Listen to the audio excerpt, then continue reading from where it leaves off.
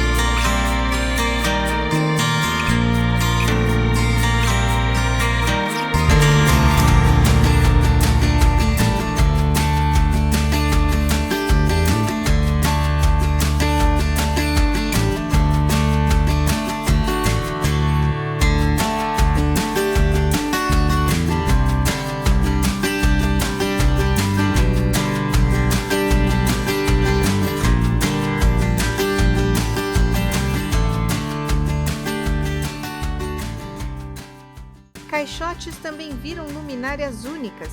O que mais vocês fariam com eles? Solta a criatividade aí nos comentários. Curtiu as ideias? Deixa seu like, ajuda demais o canal.